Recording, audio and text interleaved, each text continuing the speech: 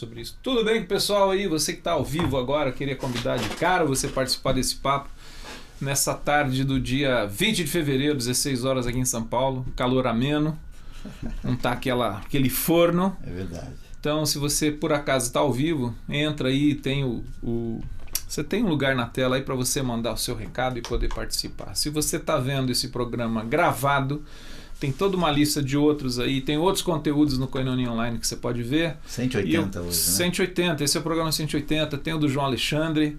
E meia hora. Queria pedir para você ajudar a divulgar o Koinonia Online. A gente entende que tem um conteúdo legal, então pelo menos alguma coisa se salva nesse negócio aqui. Queria mandar um abraço para o seu João Brigantin, que está internado lá no INCOR e tem passado um tempo difícil.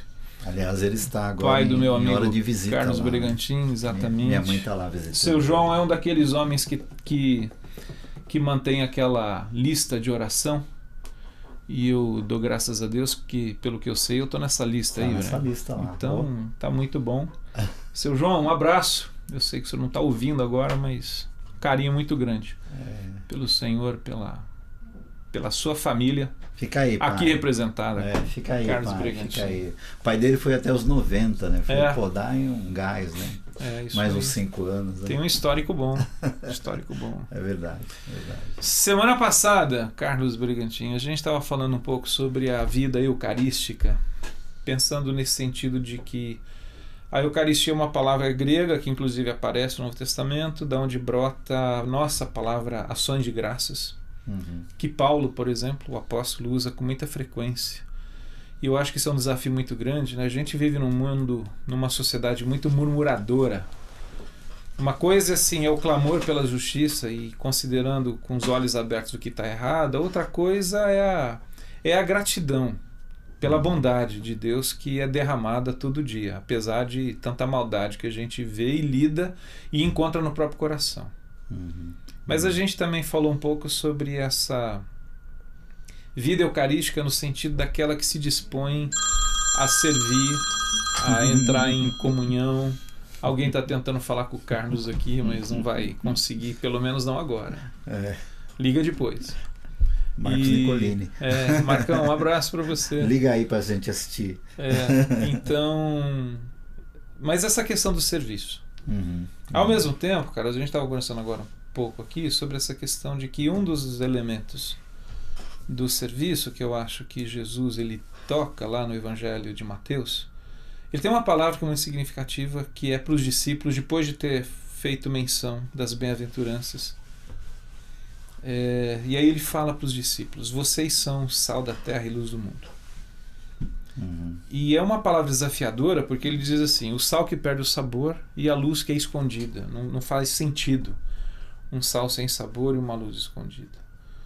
E aí eu fico me perguntando, Carlos, onde é que está essa comunidade eucarística que ao mesmo tempo é cheia de gratidão e com uma disposição de servir?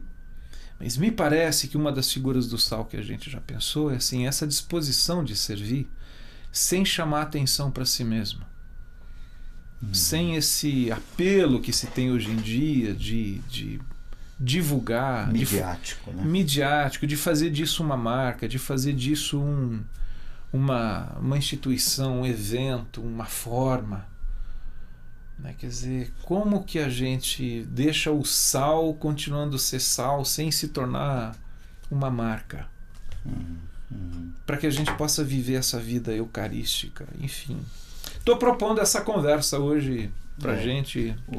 Fernando, entra aí no papo se você está ao vivo.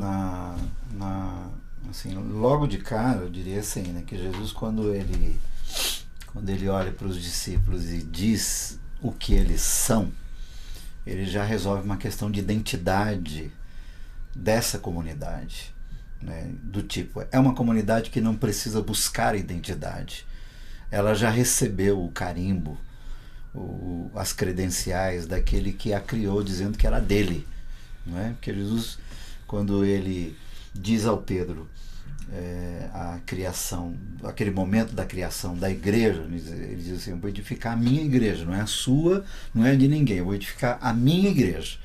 Então, quando ele vai se referir a estes, né, se a gente for pegar os textos correlatos, né, é uma comunidade que é dele e que ele dá a identidade. Né? Então, assim, do tipo, eu e você, como seguidores de Jesus de Nazaré e participantes da comunidade dos seguidores de Jesus, nós não deveríamos ter problema de identidade.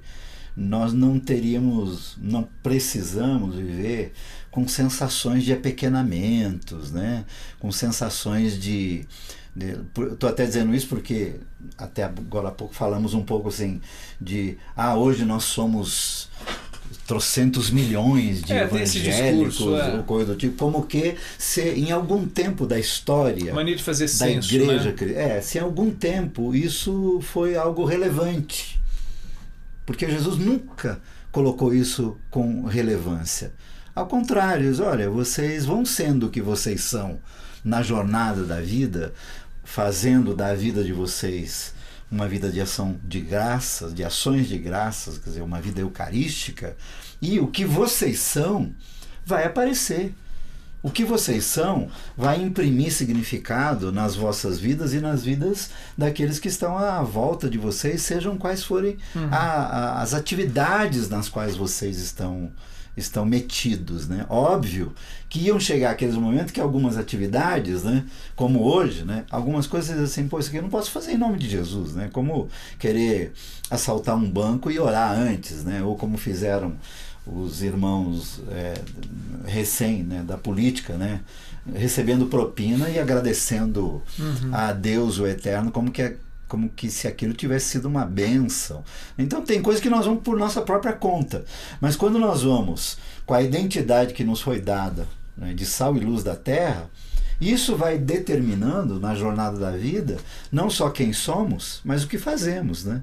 No que nós nos envolvemos. Então, assim, todo esse problema que às vezes eu observo na cabeça e no coração de seguidores de Jesus, com essa necessidade de autoafirmação que você colocou da mídia, né? A mídia é uma forma de você se autoafirmar, né? Quantos me seguem no Facebook, quantos me seguem no Twitter, quantos milhões estão vendo o papo na rede, porque isso teoricamente daria um carimbo, né, na nossa importância. Qual é a importância que eu e você temos, se não aquela de, a partir de nós mesmos, da nossa vida em casa e do nosso entorno minúsculo, né, viver aquilo que o Senhor disse que nós deveríamos viver. Isso é que é significativo e que nos identifica, né? Então, assim, acho, como o Daniel comentava aqui com a gente antes um pouco, que nós nos distanciamos, né, desse sal e luz. E aí corremos esse risco, né, de nos tornarmos sal insípido, né, o Senhor diz assim, né, que serve para os homens pisarem, né, que era usado no calçamento, né, das ruas, né, quando ficavam embarreadas, né. Isso. O sal que não prestava era jogada nas estradas, né, para as carruagens e os homens passarem, né, era para isso que o sal servia, né. Então, assim, essa coisa que você falou da identidade, que eu acho que é interessante pensar, Carlos, é assim, é que, primeiro, me parece que a igreja, por ter, quando eu falo igreja, deixa eu corrigir, né? Pelo menos setores da igreja, e sobretudo essa questão dessa igreja institucional, porque me parece que aí ela tem que criar uma identidade sobre si mesma. Né? E aí, cada vez mais, você tem, aquilo que a gente já falou, você tem igrejas ou comunidades, instituições, em que ela criou o seu logotipo, ela tem o cara, ou seja, ela é personalista em cima de determinada pessoa, ela tem um logotipo e ela começa a criar todo um sistema de funcionamento, essa coisa de valores, de visão, que vão gerar a identidade dela. A tal filosofia de ministério dos anos 90, né? Isso. E aí eu fico pensando assim, qual é esse vínculo? E tem massacrado até hoje. Né? Qual é esse vínculo que a gente cria com o Senhor Jesus em termos de vida pessoal e comunitária, de modo que a identidade nossa passa a se relacionar e ser estabelecida com essa relação, com esse vínculo que se tem. E esse vínculo que vai, de certa forma, também determinando a minha maneira de olhar o mundo, a maneira de fazer a leitura do que está acontecendo no meu entorno e a minha forma de ação. diria tanto comunitária quanto pessoal, mas enfim, o que me parece quando Jesus fala, quando ele tem essa fala, e a gente olhando o relato, sobretudo no livro de Atos e depois a igreja se espalhando, eu não estou querendo de maneira alguma dizer que essa igreja é a igreja, não, ela tem os seus problemas, só a gente lê as cartas. Sim. Mas é a questão, Carlos, da simplicidade. Né? Porque Jesus usa dois elementos assim muito simples. Né? Quando ele fala de sal, a gente tem luz aqui nesse estúdio, e a gente sabe o que acontece quando elas se apagam. Né? Quer dizer, há um elemento simples aqui que muda completamente o nosso contexto, que possibilita uma série de coisas que a gente faz aqui. Sem ela... Nos vermos, inclusive. Exatamente. Sem ela a gente não tem... Mas, Fernando... E o sal também, como esse elemento simples. Mas assim, acho interessante esse pensamento em Jesus, nesse momento, querendo dar identidade, né, para os seus seguidores, mas ao mesmo tempo ele usa duas figuras que, assim, quanto mais imperceptíveis elas forem, melhores elas serão. Tipo, quanto menos se vê o sal na comida, melhor a comida é. Se você está comendo e você vê o sal, essa comida ela normalmente fica, como dizer, estragada, você não vai conseguir comer. Eu que tenho cuidado da minha pressão alta, seria complicado. Você não pode. Né? Você mastigar uma bolota de sal enquanto você está comendo, você fala, estragou a comida, porque o sal ele tem que ser usado na medida correta, ou desaparecer no alimento, mas você o percebe, você o sente no paladar, às vezes ele, quem sabe, até implique no cheiro, né? no aroma que os outros ingredientes que vão ser utilizados. O sal tem a ver com realçar o sabor do alimento. O sabor do alimento. Não sobre si mesmo. Não necessariamente ser visto. Isso. A luz, né? Ela, por exemplo, você falou daqui do nosso ambiente, mas, por exemplo, esses dois refletores que estão ligados em nossa direção, se nós os encararmos, eles nos cegam. Se a gente ficar 30 segundos olhando para eles, eu e você não vamos conseguir encontrar a porta de saída. Então, quando Jesus diz assim, vós sois luz do mundo, não necessariamente refletores, né? Não necessariamente algo que segue o outro. Luz no sentido de clarear, né? Dar a possibilidade do outro discernir caminhos, mas que não chama atenção para si, como você falou, quer dizer, tanto luz quanto sal não tem a intenção de chamar a atenção para si. Eu sou sal, eu sou luz. Não precisa ficar gritando o tempo essa todo. Luz que está aqui, a função dela, o que é? Tornar claro e visível esse ambiente, eu poder enxergar você, você a mim, e você que nos vê nesse momento por causa da câmera ligada que o Daniel deixou. Eles não nos viram. Senão você ia estar vendo uma tela escura. Elas são viabilizadoras, facilitadoras. Então, e aí a questão que, aliás, como que nós cristãos a gente está absorvendo essa palavra no sentido de que não é sobre vocês a atenção. Vocês, com quanto sejam amados, mas não é o principal. Até porque na continuação da palavra, Jesus ele diz para que, vendo as suas boas obras, glorifiquem vosso Pai que está no céu. Sim, tem um resultado, né, que vai demonstrar o quê, né? Deixa eu ler um e-mail do Adriano Portugal que chegou lá aqui de Barueri. Boa tarde a todos, um beijo especial, meu bom amigo Brega. Saudade. Ótimo amigo. tema, pois muitos são mais preocupados na divulgação do que se faz. É isso daí. Então, Daniel é um homem de mídia, tá? Entende do que nós somos. E alguém poderia dizer assim. Adriano. Alguém poderia dizer Saudade, assim, mas Adriano. A gente tem que divulgar. Não, uma coisa tudo bem, você usa recursos. A gente está aqui hoje na web, que vai para o mundo todo. O pessoal daqui a pouco está lá na Suíça, Silvana, vai mandar um e-mail se estiver ligado. Mas assim, não é essa questão de abrir mão de recursos, mas é a intenção com que se usa. E que se chama atenção cada vez mais para essa questão personalista. E se perde essa ideia simples de que os membros dessa comunidade se constituem sal e luz e não tem razão de ficarem chamando a atenção para si mesmo. Uma coisa, lembro-me, né, Caio uma vez falando sobre isso, né, ele falou da luz, né? Hoje você lembrou nessa coisa dos ícones, né? Das comunidades que tem seu slogan, seu ícone, os holofotes, né, para isto ou para aquilo, para que todos saibam quem somos, etc., né? E eu lembro-me de uma coisa interessante, que é também uma ilustração interessante, né, que talvez seja por aí que Jesus tenha pensado, que é quando você está viajando à noite, você que vai para Ribeirão à noite muitas vezes, né, embora daqui para Ribeirão está quase uma avenida, né, de tantas cidades que tem, mas ainda lá, noitona, madrugada, dentro, depois de 50 quilômetros de ermo, né, de repente você vê o clarão da próxima cidade. Você já viu, eu já vi isso algumas vezes, quer dizer, o clarão de uma cidade, ela é o resultado do quê? O clarão de uma cidade, ela é o resultado de dezenas, centenas, milhares e milhões de pequenas lâmpadas, né? Pequenas lamparinas, né? Ligadas em casas, em ruas, em ambientes, né? Que uma vez espalhadas, né? Sobre montes e vales, né? Elas, de longe, você vê o quê? Você vê o clarão,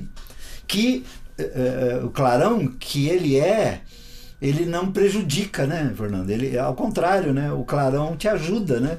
Ele é inclusive ele gera esperança, Sim.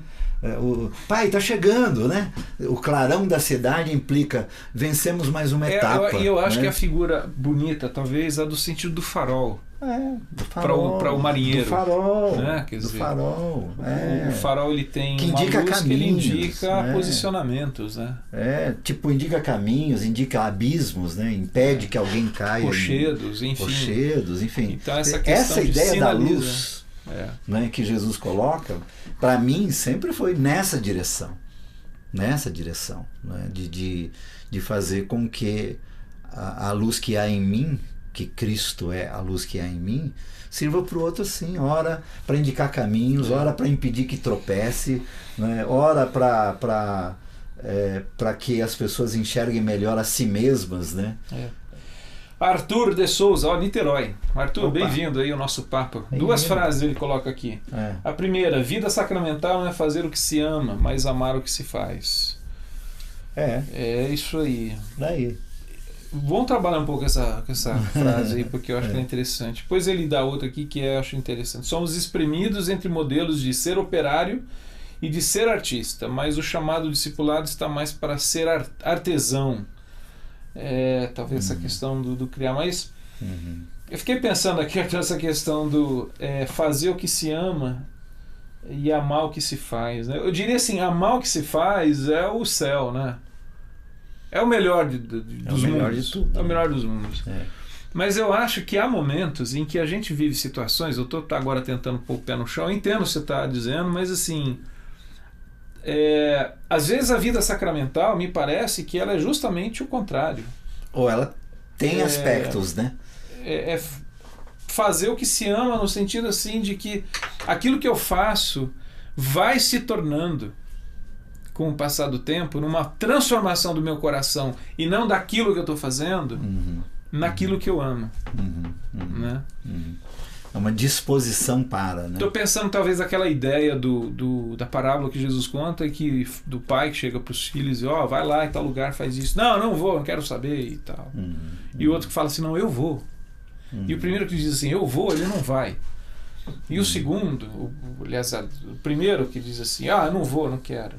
Acaba indo. Ele acaba indo, quer dizer, ele permite. Então, eu acho que tem essa questão de fazer o que se ama. Por conta de que há uma transformação no meu coração. Em certas circunstâncias, você precisa aquecer algumas situações, né? Agora, Fernando, eu estava aqui, assim, claro, né, algumas pessoas que nos veem, nos ouvem aqui. Arthur, reverbera aí o que você achou do que a gente está colocando aqui. O papo é aberto. Algumas pessoas diriam assim, pô, brega, Fernando, põe o pé no chão, o mundo não é assim, as coisas estão complicadas, as notícias são ruins, cada dia, ou cada semana, ou cada período, cada vez mais curto você tem explodindo no mundo, né? Situações como de agora crise. A Ucrânia, Venezuela, e toda semana Rio de Janeiro hoje, em ciclos muito curtos, né? Aqui na Zona Leste, né? De novo, o tirar pessoas que invadiram casa, enfim, o mundo Silvana, abraços e beijos a você. Estou aqui ouvindo vossos sábios pensamentos. O Josué Eliel, Floripa. Opa. Boa tarde, irmão. Ser sal hoje no Brasil é remar contra a maré? Por aí, né? Mais ou menos assim. A pergunta do Daniel Choi ali no teleprompter. Afinal, por que os cristãos não estão sendo sal e luz? Qual é o problema? Então, aí é que eu quero chegar. Quer dizer, nós temos o pavimento no qual nós estamos pisando, quer dizer, a vida, o chão da vida, né, onde nós estamos vivendo, ele se tornou, assim, primeiro, essa coisa explícita, né? As coisas estão muito mais explícitas do que eram antes, né? Tipo, as vidas estão mais explícitas do que eram antes, né? Havia antes muito mais comedimento, né? No que se diz, do que se pensa, do que se faz ou se deixa de fazer. O que você tá e isso falando, nos deu assim. Há uma consequência dessa chamada vida midiática. A gente falou, tem a vida eucarística, mas tem uma vida assim, midiática de que você, com um aparelho desse daqui, você o tempo todo então, eu me acho, sabe o que está acontecendo no mundo e na vida das pessoas. Mas mais do que isso, eu me acho no direito de julgar tudo. Né, de julgar tudo, de dar opinião sobre tudo, de não poucas vezes Você falou da Ucrânia, eu emito uma opinião sobre a Ucrânia e o que está acontecendo lá, pelo que eu vejo das postagens do Face, notícias do jornal, mas o que eu estou vendo é um recorte muito pequeno de uma condição de um país, cara, que eu sequer conheço o que é a Ucrânia. Não sei se você está falando, eu estou emitindo um julgamento sobre alguma coisa então, da qual eu conheço pouquíssimo. Tipo, se você for estudar, ontem mesmo estava ouvindo um pouco sobre isso, quer dizer, as entranhas, né, do porquê que a Ucrânia está vivendo isso hoje, que tem a ver lá com antes da União das Repúblicas Soviéticas, né, socialistas soviéticas, e com as histórias dos czares e outros, enfim, quer dizer, você emite exatamente uma opinião por um painel, por uma frase, por uma foto que você vê, e você emite como se você tivesse todas as informações sobre aquilo e julga. Diz quem é certo, quem é errado, né? Há pessoas que até exageram no tom da violência das palavras que usam, né? Estranha-me, inclusive, aqueles que seguem Jesus de Nazaré, que não adotam para si de serem bem-aventurados como pacificadores, né? De serem estes homens e mulheres no mundo que fazem a diferença como pacificadores, não como juízes do mundo. Então parece que nós tomamos de bate-pronto, quer dizer, as coisas chegaram tão depressa em nossas mãos e nós nos sentimos tão à vontade em pegar tudo isso e julgar todo mundo. Né? Então caiu nas nossas garras, e especialmente digo nós, aqueles, né, que ainda carregam um ranço, que eu diria que é um ranço de um movimento evangélico que não tem nada a ver com o evangelho, que se põe como cabeça do mundo, né? Como a partir de nós que... Tipo, quem disse isso? Sendo que a partir de nós, ou por nossa causa, algumas coisas estão acontecendo. E aí nós estamos comentando sobre isso aqui. Onde é que alguns entraram com essa bandeira, não é, religiosa, e as coisas lá se modificaram? Quais foram as engrenagens perversas que a gente tem no Brasil hoje, em que alguns que entraram lá estão trazendo um pouco mais de perfume de Cristo para aqueles lugares? Me mostra para a gente ver. Seria o caso até da gente aplaudir. A gente vê, mas é na periferia da vida, cara. Aí é que eu acho que é interessante, talvez a pergunta do Daniel, né, que ele colocou. Onde estão? Por que os cristãos não estão sendo? Cadê esse sal da vida do discípulo de Jesus? O que eu acho interessante é que se a gente sai por aí, pelas beiradas da cidade, por situações... Não estou dizendo que lá nos núcleos de poder não tem, porque também tem. Mas o que me chama a atenção, Carlos, assim, é que eles estão agindo, estão acontecendo, mas a gente não tem essa reverberação toda midiática. Mas está acontecendo. Eu até diria que eu acho que nós, como sociedade humana, nós só não estamos pior do que nós estamos, porque essa multidão silenciosa, mas ao mesmo tempo trabalhadora, salgadora, iluminadora está agindo, está fazendo diferença, não no sentido de que estamos aqui levantando bandeiras, e não, estamos aqui, silenciosamente, nós estamos aqui, estamos segurando a sociedade. E aí, quem são esses, Brega? Aí eu diria o seguinte, cara, Jesus sabe quem são os dele, que a gente às vezes não tem noção. Sim. A gente costuma fazer, quando eu digo a gente, por conta dessas diferenciações religiosas, eu vou pondo carinho dizendo assim, esse não é, aquele não é, mas esse é. Deus sabe quem é o povo dele, que está fazendo essa ação eucarística, salgadora, iluminadora, preservadora de vida. E aí fica valendo aquilo que Santo Agostinho, né, disse, né, de que Deus tem muitos que a igreja não tem, a igreja tem muitos que Deus não tem, né? Aquela história de... Exatamente. Tem gente, claro que tem, óbvio que tem, eles é que fazem a diferença, né? Adriano, todos somos nós que achamos que fazemos alguma diferença. Adriano mandou mais um e-mail aqui, para entrar no papo mesmo. Entra aí no papo, Adriano, Portugal. Aqui de Barueri. Fernando e Braga, o que vocês estão falando é tão real que eles propõem uma pergunta. Eu não sei se a gente vai conseguir responder, mas tudo bem. A luz, o holofote, o destaque é tão tentador que muitos só fazem as obras por causa dos benefícios psicológicos que esse destaque traz. Às vezes benefícios financeiros também, viu, Adriano? Se não fosse isso, muitos não fariam. Vocês acreditam nisso? Que se fosse no anonimato, muitos deixariam de fazer? Vocês poderiam discorrer sobre essa tentação de ser destaque na luz? Adriano, sabe o que eu penso às vezes, mano? Que eu gostaria de saber como é que eu não vou falar por ninguém, o Adriano é um homem bom, moço, gente boa de Deus, né? Mas falo por mim, assim, às vezes eu gostaria, Fernando, de imaginar como é que eu seria sem que a mim tivesse chegado àquilo que eu chamei de evangelho do jeito que chegou, isto é, sem todo o ferramental, sem todo o instrumental, sem... Eu vou exagerar e vou ser criticado, porque quando a gente exagera, tipo assim, sem o livro, sabe assim? Mas assim, tivesse eu me convertido exclusivamente por ouvir o Espírito Santo de Deus me convencendo que eu não prestava e que eu precisava de salvação, porque isso, quando eu me vejo de fato quem eu sou, digo, bom, o homem tem que ser salvo, eu preciso ser salvo. Bom, uma vez salvo, mas sem aparato, né? Sem aparato, sem lugar, sem dia santo, sem esses rótulos todos, né, que já nos perseguem há muitos anos, enfim, como é que eu seria? Como é que seria um seguidor de Jesus sem esse, vamos dizer, essa fala que o aquela Adriano, experiência do etíope, né, com Filipe. Isso. Tô lendo lá.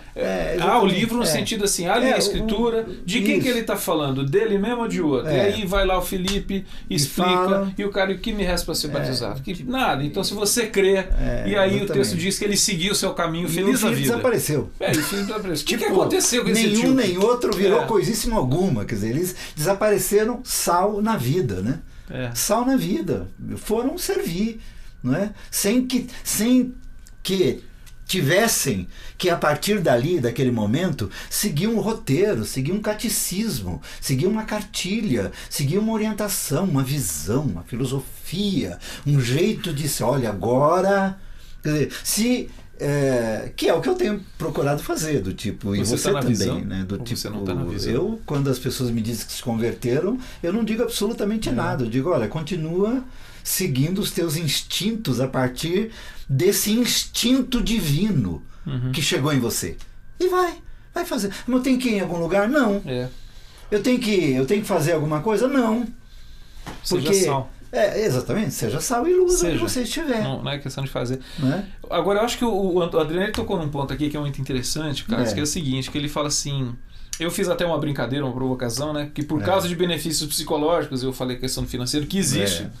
Mas, assim, existe de fato uma questão do chamado benefício psicológico, ou dessa busca por uma questão psicológica, que a questão é a seguinte, cara, o aspecto religioso, a atividade religiosa, ela tem isso aí o pessoal que trabalha com psicologia, psicanálise e tudo mais, tem trabalhos a rodo dessa questão, o fenômeno religioso, o poder ser humano, que isso tem exatamente. Sobre a mente e humana, o camarada que exerce uma função que dá a ele uma sobreposição numa comunidade ou num contexto maior institucional de uma espécie de um porta-voz da divindade, rapaz, é um negócio assim que se já não é fruto de um processo patológico adoecido, tem uma capacidade enorme de adoecer. Uma tendência. Então, quando o Adriano fala dessa perversa, questão de benefícios psicológicos, né, que e aí ele pergunta, né, se não fosse por isso, psicológico no sentido de atender as a pessoas arrogância não fariam, humana, a soberba humana, a altivez buracos humana, humanos, né, assim, as fendas, né, necessidades que tem. E aí ele pergunta, você acha de que autoafirmação, alguns deixariam de fazer se não trouxesse esse destaque? Eu acho que muitos, mas o que é legal também a gente perceber, Adriano, é que na caminhada a gente vai percebendo pessoas e descobrindo pessoas que, assim, rapaz, se ele fosse depender desse negócio para continuar fazendo o que ele está fazendo, em nome de Jesus, ele já teria parado. Quer dizer, você percebe que o camarada ele está ali fazendo. Sim. Né? Então, eu acho que existe essa questão de gente que percebe. E eu não estou dizendo que esse camarada é santo. Não, ele percebe que, assim, eu tenho carências, no entanto, eu tenho que cuidar de mim mesmo. Para que eu não permita. Ele percebe, mas se percebe também. Isso, ele se percebe, para que eu não deixe e permita que esse meu anseio por afeto, por valor e por tudo mais, seja suprido por essa questão que eu vou encontrar na religiosidade. E que vai o quê? Acabar com o projeto de ser sal. Então, ao invés de ser sal, ele vai ser, sei lá o que ele vai ser, cara. Em vez de ser luz, ele vai ser esse holofote que quer brilhar mais que o sol. Sim, exatamente. Né? E que vai cegar as pessoas. E é o que a gente vê hoje nessa relação da igreja, que tem esse modelo de ou a instituição ou seus líderes, não sendo, como você disse, bem colocada, essa ideia. Por que eu vejo o clarão da cidade a 50 quilômetros à frente numa estrada escura? Porque ali há milhares e milhões de pequenas lâmpadas. Não é uma luz só acesa. Exato. Não é uma lâmpada só. Mas a gente criou um modelo, cara, em que você tem um holofote à sua frente. Né? E aí eu acho muito doido. E inclusive impede que aqueles que estejam ao lado, né, vejam de fato aquele que é a luz, né? Vocês poderiam discorrer sobre essa tentação de ser destaque na luz? Cara, me veio na hora a ideia do Lúcifer, né? Essa coisa luciferiana. De Deus não é. Que se Paulo fala, alguns até se aparentam como anjos de luz. Essa ideia, cara, é fascinante. Eu acho que ela é tentadora. Ela é tentadora. Ela é tentadora. É uma tentação, né? Eu não sei se a gente matou uma pergunta aqui do... caramba. De quem? Do Josué? Não, antes. Eu acho que... Não, acho que é isso mesmo. Agora, para mim também tem uma coisa, Fernando. Assim, eu digo por mim, né? Digo por mim. Não, tudo que você fala aqui você diz por você, cara. Não diga você por mim, por favor. Falo como Paulo diz, né? Falo eu e não o Senhor, né? Falo eu e não o Senhor. Nesse mundão aí, que eu chamo de mercado religioso, para mim, algumas questões ou algumas posições, elas estão muito claras. Elas estão muito claras, como a luz. Né? Tipo, a graça é de graça. Se cobra, não é graça. Ponto. Assim, aonde qualquer um de nós, de alguma forma, estivermos, seja como espectador ou protagonista, né, num ambiente deste, onde se tarifou, onde se pedagiou, né, onde se colocou o valor do imposto na coisa, nós estamos em qualquer outro lugar, mas não no ambiente onde pode-se dizer sal e luz do mundo. Entendeu? Então, assim, para mim, nesse sentido, eu acho que os tempos que nós estamos vivendo, eles estão muito mais claros do que eram antes, porque está no palco, ou estão nos palcos. Entendeu? Para mim fica muito claro. Você falou, Dani, eu já vou ler sua pergunta, Dani. Eu me lembro, isso já se faz mais de 20 anos. Né, de um certo grande homem de Deus, de fora, não daqui, né, que foi apresentado desse modo. Vamos dar uma salva de palmas para Jesus agora. E quando nós começamos a bater palma para Jesus, o cara entrou acenando. O cara entrou acenando. Até disse ao meu amigo que estava do lado, Raul Clay, né, que pode até estar nos ouvindo, e assim, pô, Jesus chegou no palco porque nós estávamos aplaudindo Jesus e ele entrou acenando. Isso eu estou falando de coisa de mais de 20 anos atrás. Imagino que isso evoluiu. Mas você conhece a história de um outro, nosso mestre, de anos atrás, que viveu uma situação muito parecida com essa, Carlos. E que quando foi apresentado, lembro-me bem. A pessoa que o estava apresentando diz, agora vamos receber fulano de tal com uma salva de palmas. E ele veio depois da salva de palmas, as pessoas sentaram e ele disse assim, os irmãos acabaram de tirar de mim um galardão. Roubaram de mim. Essa questão do que vocês me deram aqui, tipo, eu fui aplaudido aqui, diante dos homens. Exatamente, que é o que o Senhor. Que é essa compreensão. Que o Senhor fala sobre isso. Né? Do tipo assim, olha, se você está fazendo para ser aplaudido, reconhecido pelos homens, então você já tem a sua recompensa. Ô Dani, antes de ler a tua pergunta, eu queria só dar um toque no negócio que o Carlos falou, que você falou essa questão, a graça é de graça. E eu lembro daquela palavra de Jesus em Mateus 10, se não me engano, de graça recebestes, de graça dai. Rapaz, como que essa fala, ela caiu num vazio em tantos aspectos hoje que esse mundo religioso vive. Né? Quer dizer, face dinheiro. E aí, outra coisa que eu ia falando de ler a questão do Dani é a seguinte. Tem toda essa discussão hoje em termos do, sabe, se vai, não vai, da venda do Neymar para o que é o Barcelona. Você quer Real Madrid. Pro Barça e tal. A gente já conversou sobre isso. Houve um tempo, cara, jogador de futebol tem conta para pagar, é a profissão dele e tal e tudo mais. Mas houve um tempo, posso estar enganado e posso estar tentando fazer uma leitura mais romântica do passado, mas houve um tempo que é o seguinte, cara, os caras jogavam bola, tinha mala, a mala preta, tinha bicho, tinha luva, tinha isso tudo. Mas me parece que eram valores mais modestos. Me parece que já se discute inclusive essa questão, quanto que o Pelé ganharia hoje.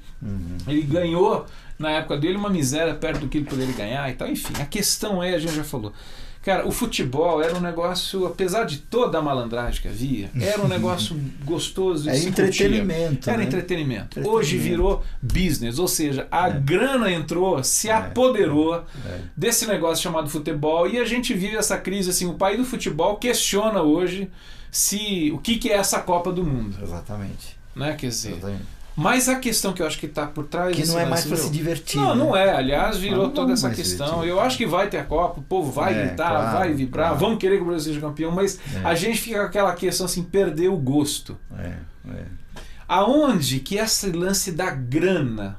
Porque você falou, se é de graça, quando a gente fala, cara, se é de graça, estamos falando que há uma outra versão que pode-se cobrar. E quando se fala de cobrar, a gente fala de grana, de mamon. E aí me parece assim, onde entra, ele se assenhora de uma série de coisas, e que vira essa coisa esquisita, que é grandiosa, é reluzente, você vê uma abertura de Copa, de Olimpíada, mas você sabe que por trás existem milhões em questão de interesse financeiro. E isso aconteceu com a chamada instituição religiosa. Todos os setores da vida. Exatamente, inclusive com todos. O setor religioso. E aí, cara, de graça recebestes, de graça dai. Exatamente. Ponto final. Mas o pedágio hoje... O Dani está perguntando, e o Templo de Salomão? Qual deles? Dani, qual que você tinha colocado? Será que os cristãos estão querendo ser politicamente corretos? E Jesus não foi politicamente correto? Essa questão do politicamente correto é um negócio complicado, que eu acho que você tem hoje uma compreensão do que o Dani está falando, que é o seguinte. Acho que é uma maneira, hoje, inclusive, numa aula que a gente estava tendo na faculdade, sobre como que você lida, por exemplo, com pessoas que têm necessidades especiais. Então, há toda uma crítica é feita, você fala hoje todo um linguajar diferente, quer ser politicamente correto. Não, eu acho que há por trás uma intenção correta de enxergar atrás daquela doença que tem uma pessoa. Então eu vou dar um exemplo.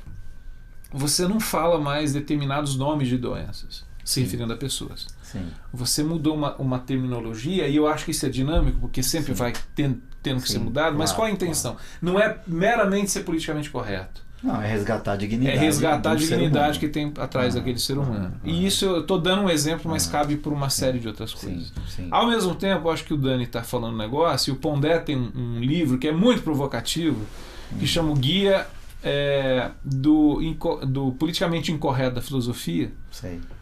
em que ele toca muito nessa questão de que a gente vive numa sociedade ao mesmo tempo em que nós nos melindramos muito facilmente com algumas questões, e que tem tá tudo assim muito bacana, e a gente começa a perceber que esse brilho e que essa ordem da sociedade é uma mera casca muito fininha, cara, que quando ela rompe, a gente percebe que por trás dela, ou por baixo dela, tem todo um caos e uma complexidade, e que não dá para dizer assim, não, tá tudo bacana. Não tá, é um brilho muito fugaz. Então, é a colocação que eu faria em relação a essa questão do chamado politicamente correto. Eu tenho muita dificuldade com esse termo. Né? Não o Dani está perguntando se nós devemos ser politicamente incorretos. Eu não sei nem como explicar isso. Eu acho que nós temos que ser, o máximo que pudermos, corretos.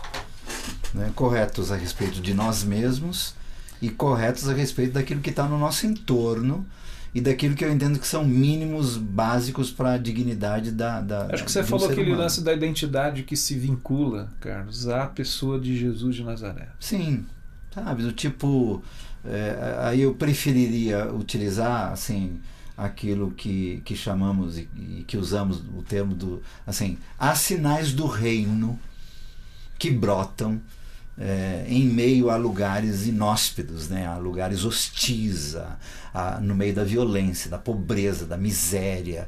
Né? Você vê sinais do reino, como já dissemos aqui dessas imagens de uma flor que brota no trinco do asfalto, como que é a vida empurrando e do tipo assim, vencendo a violência, né? Vencendo a aridez, vencendo a secura, né?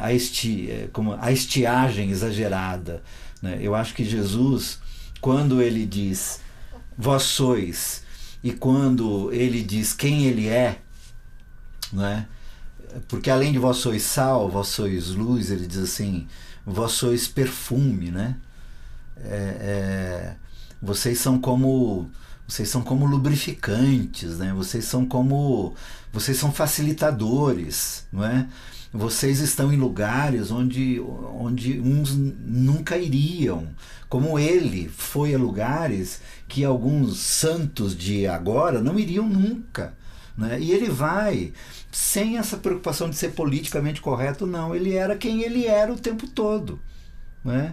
E sendo quem ele era o tempo todo, ele ora atendia o gosto de alguns, ora atendia o gosto de outros, ora desagradava um, o que você está dizendo é que dependendo da ótica que você está olhando, em algumas circunstâncias Jesus ele poderia ser considerado politicamente correto, em outras situações ele era politicamente incorreto. Mas assim, ele não era nenhuma coisa nem outra, ele era quem ele era. Coerência com ele mesmo. Do tipo, vamos lembrar aqui aquela coisa que aprendemos, né?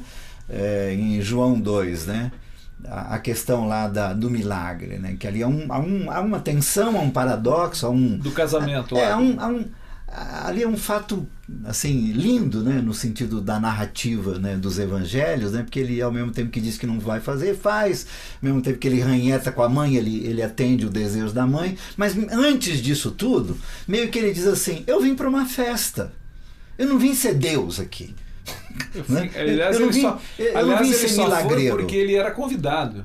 Foi convidado, aceitou o convite. Estava na lista dos convidados. Aceitou o convite e foi para a festa. Né? Então, assim, do tipo, o que Jesus era naquele lugar? E também não foi com aquela coisa pré-agendada. Rapaz, eu acho que vai ser uma grande oportunidade. Vamos lá, vai ser o dia. Num determinado momento. Não, isso aqui é muito interessante. Me parece que é um fosse Maria como Rebeca, por exemplo, eu não sei se não tinha armado alguma para ele. Em Caná, que era uma cidade muito pequena, me parece que era uma família lugarejo, muito simples. Né? Um lugarejo. Mas entende, eu acho que do contato pessoal, não provavelmente. tem essa coisa assim, vamos preparar e cara, vamos bombar lá e depois a gente vai divulgar nas redes sociais e tal. Que o Anderson Rangel, ele manda uma outra pergunta aqui, ó. Oi, Anderson. Outra não, acho que é a primeira vez que o Anderson está mandando. Então, bem-vindo, Anderson, aqui no nosso papo. Boa tarde, Fernando Brega. Ele deu um oi para nós outro dia. Não, mas não hoje.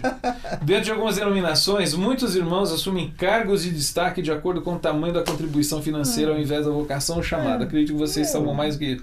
Cara, eu acho que o nosso irmão Tiago lá já fazia referência a isso, né? Quer dizer, aqueles que sentam nos primeiros lugares de acordo com o que estão vestindo, com o carro que chegam. Cara, é tão claro isso no Evangelho. A pergunta que o Dani está mandando lá pra gente. Você consegue ler sem suas lentes? Pô, já, Daniel, tá certo. Já deu. Não, mas eu acho que é isso. O papo foi legal. Cara, vamos começar a acabar. Fernando, eu da minha parte... Depois continua, lá no café. Tipo, eu tenho trabalhado...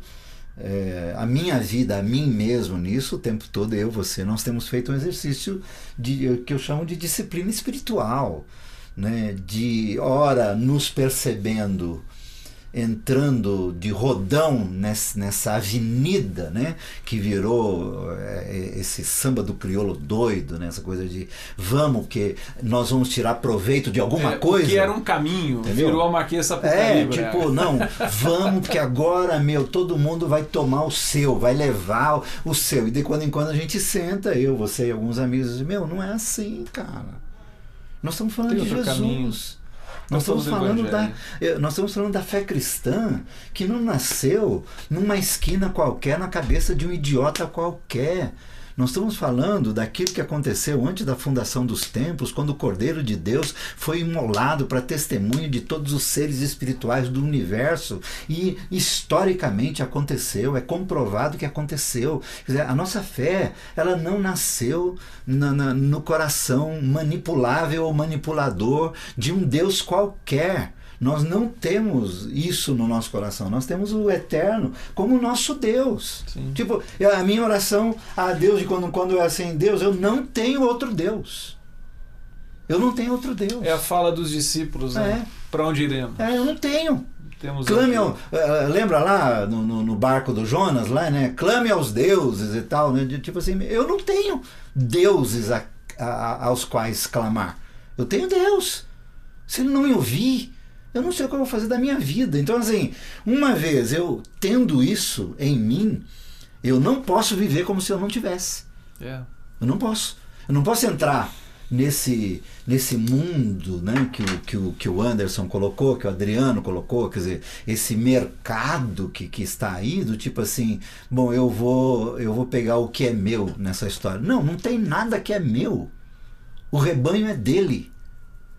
O rebanho é dele, é a minha igreja e é o meu rebanho. E vocês são meus garçons. Cachorrinhos. Vocês são cachorrinhos. Que ajudam a cuidar. Eu assovio, vocês correm. É isso que nós somos. Então, assim, tirar vantagem de alguma forma nesse sentido faz com que. Aí volto, encerro, né? Tipo, faz com que o sal. Né? Aí alguém, né? Assim, pô, Brega, mas você não acha que estão perseguindo?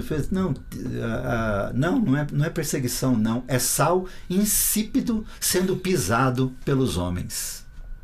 É sal que não presta sendo pisado pelos homens. Normal. Isso aí. É um resultado normal. Pessoal, o papo acabou. Quinta-feira que vem, se Deus permitir, a gente volta com outro tema. Daqui a pouco deve estar, né? Daqui a algumas horas já está no ar. Talvez até amanhã. Com certeza não passa esse fim de semana, fica à disposição. Você que manda o seu e-mail ao vivo, pessoal aí, obrigado. Muito obrigado, que bom. Enriquece bastante o nosso papo. E vamos lá. Compartilha. Dani, obrigado pelo seu trabalho. Daniel, obrigado. Tchau.